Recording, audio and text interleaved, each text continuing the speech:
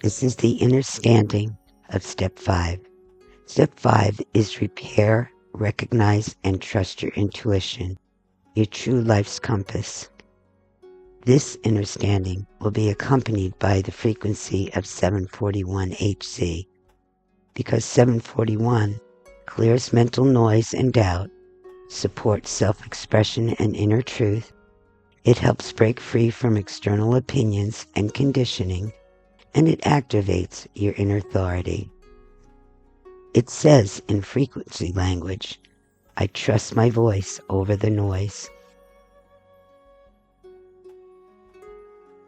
Step 5 is a powerful step. It's where you stop circling and actually move forward from your own authority. You can be independent and empower yourself to make the choices that are right for you by learning the language of your inner voice. Once you understand that language, you take time to practice it in your everyday life, and eventually you will trust completely in this guidance.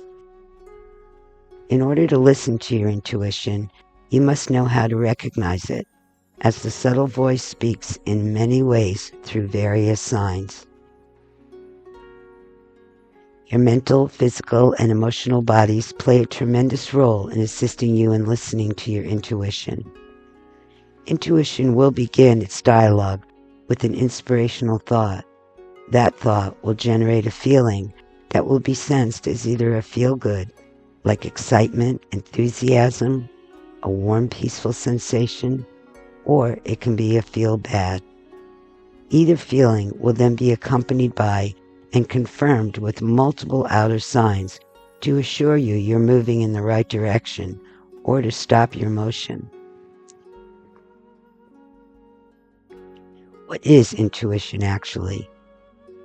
Intuition is your direct inner knowing, a perception of truth that arises without effort, without force, and without the need to figure it out.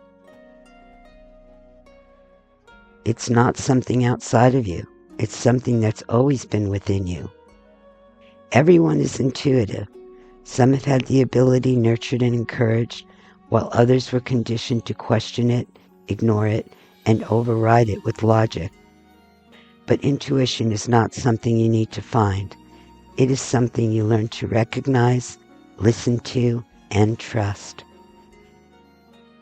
The challenge is not whether your intuition exists. It certainly does. The challenge is learning to hear it, because it is subtle. It doesn't shout. It doesn't demand. It doesn't come as a booming voice or an external authority. It often arrives as a quiet thought, a gentle pull, a feeling in your body, or a sense of knowing that simply is. And because it's so subtle, it is easy to dismiss.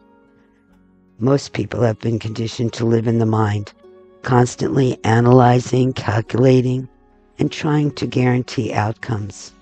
But the mind seeks certainty. Intuition is different because it offers guidance. And these are not the same. When you are constantly busy, mentally overstimulated, or disconnected from your body, it becomes very difficult to hear your intuition, because intuition speaks through your felt experience. Your body is not separate from this process. It is a part of your guidance system. As we said earlier, an intuitive thought will arise, and that thought will generate a feeling.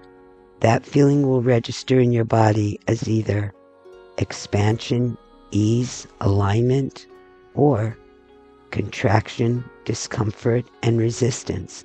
And that's why it's so important to feel what's going in your body when you're trying to make some of life's decisions. Everything from small to the large. Your body will help you know whether you're following the right path, following your intuition, or working against it. That feeling sensation is your inner navigation system. And when you begin to listen, you will notice that life responds. Certain signs begin to appear. Opportunities or interruptions, synchronicities, moments that either support your direction or gently redirect you. And trust me, as you well know, some of those redirections are not always so gentle.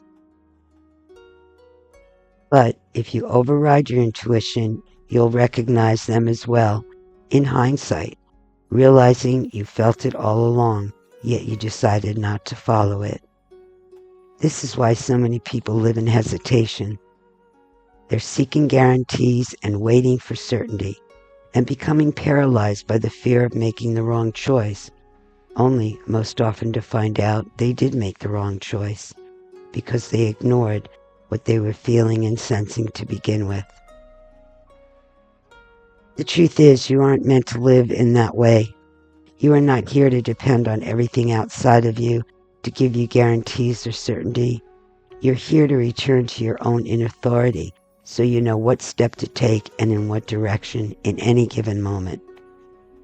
Your intuition is not random. It is not unreliable. It is your fail-proof inner compass. And like any language, it becomes clearer with awareness and practice. As you begin to become aware and choose to practice, you will recognize how it speaks to you. You will listen without dismissing it. And you will take even small aligned actions. Then trust begins to build, and over time, you no longer question it. You simply know. And when you know, you stop being paralyzed by fearful thoughts or the opinions of others. You listen to, trust, and follow your highest authority, the one within you that naturally keeps you moving forward toward the life you are here to live. So, the question here is not, do I have intuition? We've already established that you do. The question is, am I willing to listen and trust what I already know to be true? As in each step, there are 3 somatic practices that follow. For step 5, they are somatic practice 1, recognizing the inner voice, hearing what has always been there. Practice 2 is discernment, fear versus intuition, knowing which voice to trust. Practice 3 is moving forward in trust, acting from your inner authority. So, thank you again for showing up and for participating, and thank you for being present during your participation.